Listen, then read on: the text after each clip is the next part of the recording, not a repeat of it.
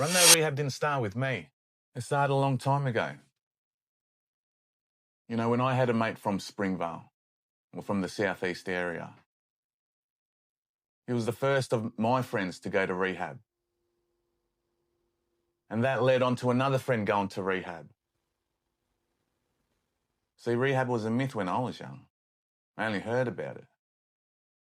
But it was only when these two went that made it an option for me. And I didn't get my shit right at the start. I watched them get clean, and then I watched them on social media. 7 years later, living a good life.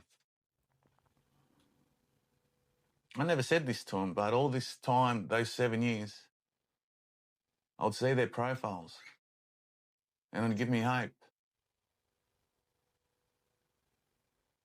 I would understand that recovery is possible, even though I couldn't see it at the time.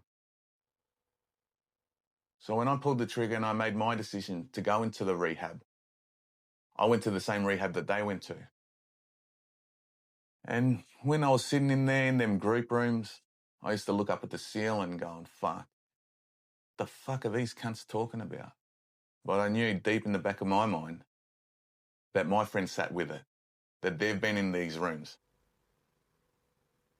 And they learned something in there. I didn't know what it was at the time. I probably only started to learn maybe 6 months in, after all the information they've been giving me has slowly started to align with me. And that was a little shift. I was in there, I did my rehab a little bit different.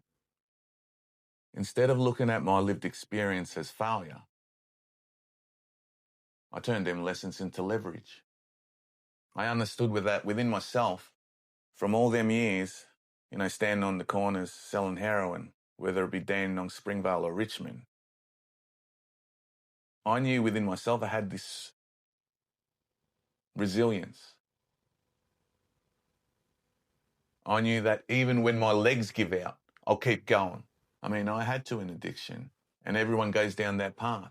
Using drugs starts out with a lot of people, but you end up doing it by yourself. And then it comes all about survival.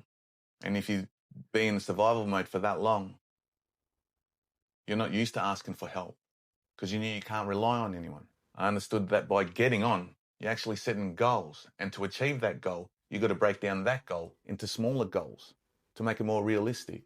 So in actual fact, I achieved my goals every day.